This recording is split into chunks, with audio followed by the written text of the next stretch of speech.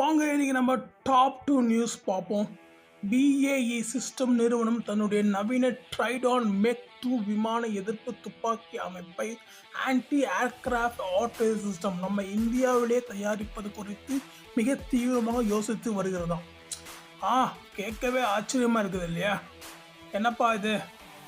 பாரிஸில் நடந்த யூரோ சாட்ரி 2024 பாதுகாப்பு கண்காட்சியில் தான் இந்த லாரி மீது பொருத்தப்பட்ட அதிநவீன ட்ரைடான் மெக் 2 சிஸ்டத்தை BAE சிஸ்டம் நிறுவனம் உலகத்துக்கே அறிமுகப்படுத்திச்சுங்க. இந்த சிஸ்டம் இந்தியாவின் புதிய நிர்வாக இயக்குனர் டோனி வால்டன் இந்திய நிறுவனங்களுடன் கைகோர்ந்து இந்த ட்ரைடான் மெக் 2 அமைப்பை இந்தியாவிலே தயாரிக்க வாய்ப்புகளை ஆராய்ந்து வருகிறோம். போஃபோர்ஸ் துப்பாக்கி ஸ்வீடனில் உள்ள BAE சிஸ்டம் போஃபோர் தயாரித்த இந்த சிஸ்டத்தில் உலக புகழ்பெற்ற 40 போஃபோர் கன்னின் முற்றிலும் புதிய வெர்சன் பொருத்தப்பட்டிருக்குன்னு சொல்கிறாங்க. இப்போதெல்லாம் போர்க்களத்தில் ட்ரோன்களின் அச்சுறுத்தல் எந்த அளவுக்கு அதிகரித்து வருகிறது என்று நமக்கே தெரியும். இந்திய இராணுவமும் தனக்கான மிக குறுகிய தூர வான் பாதுகாப்பு அமைப்புகளை தீவிரமாக தேடிக்கொண்டுட்டு இருக்கு. அல்லும் ஏவுகணைகளை விட இது மிகவும் குறைந்த செலவில் தாழ்வாக பறந்து வரும் ட்ரோன்களை மற்றும் வான்வெளி அச்சுறுத்தல்களை மிக வேகமாக துல்லியமாக சுட்டு வீழ்த்தும் வல்லமை கொண்டதுன்னு சொல்கிறாங்க. இந்த சிஸ்டம் இந்தியாவிலே தயாரிக்கப்பட்டால் நம்மூர் நிறுவனங்களின் தொழில்நுட்ப வலிமை உலக அளவில் உருவதோடு இந்தியாவின் சுயசார்பு கனவும் நனவாகும் அப்படின்னு சொல்கிறாங்க. இந்திய இராணுவம் இந்த அமைப்பை தேர்தலுக்கு முடிவு செய்தால் மட்டுமே இந்த உள்ளூர் தயாரிப்பு அதிகாரப்பூர்வமாக தொடங்கும். BAE சிஸ்டம் நிறுவனம் நம்ம இந்திய நிறுவனங்களின் தொழில்நுட்ப திறமை மீது பயங்கர நம்பிக்கை வைத்திருக்கிறது. எந்த இந்திய நிறுவனங்களும் பேச்சுவார்த்தை நடக்கிறது என்பதை அவர்கள் இன்னும் ரகசியமாகவே வைத்துள்ளனர். பொறுத்திருந்துதான் பார்க்க முடியும். இந்த பிரம்மாண்ட கூட்டணி அமைய போகும் அந்த கெத்தான தருணத்துக்காக நாம வெயிட் பண்ணுவோம் ஃப்ரெண்ட்ஸ். அடுத்த நியூஸ் என்ன நம்ம பார்ப்போம். பாதுகாப்பு துறையிலேயே அடுத்த நியூஸ், ரஷ்யாவோட S-400 மற்றும் இஸ்ரேலின் பாரக் ஏவுகணை சிஸ்டங்களுக்கு பதிலாக முழுக்க நம்ம இந்தியாவிலே தயாரித்த ப்ராஜெக்ட் குசார் லாங் ரேஞ்ச் ஏவுகணையின் முதல் சோதனை சும்மா அள்ள விட்டுருச்சுங்க. ஜூலை 23 அன்னைக்கு ஒடிசா கடற்கரையில் நடந்த சோதனையில் M1 ஏவுகணை 120 கிலோமீட்டர் தொலைவில் உள்ள இலக்கை தாக்க வேண்டிய இடத்தில் 142 கிலோமீட்டருக்கு அதிகமான தொலைவில் இருந்த இலக்கை அப்படியே தூக்கி அடித்து தரைமட்டமாகியிருக்கு.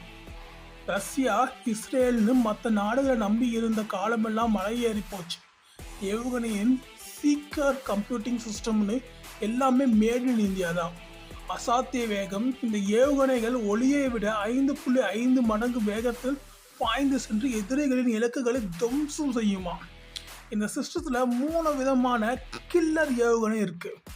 அதாவது தாக்கும் எல்லை ரேஞ்ச் அப்படின்னு ஒரு கான்செப்ட் இருக்குது. அது என்னது, 120 முதல் 150 கிலோமீட்டர் எல்லை வரைக்கும் தாக்க முடியும். சும்மா 250 கிலோமீட்டர் வரைக்கும் தாக்க முடியும் ஒரு ரேஞ்ச் இருக்குது. அதுக்கப்புறம் 350 முதல் 400 கிலோமீட்டர் வரை தாக்கக்கூடிய ரேஞ்ச் இருக்குது.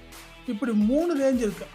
ஆர்டிலரி சிஸ்டம் இருக்குல்ல, ட்ரோன்ஸை சுட்டு வீழ்த்துறது, அது இல்லைங்க, இது ஏவுகணை. ஓகேங்களா?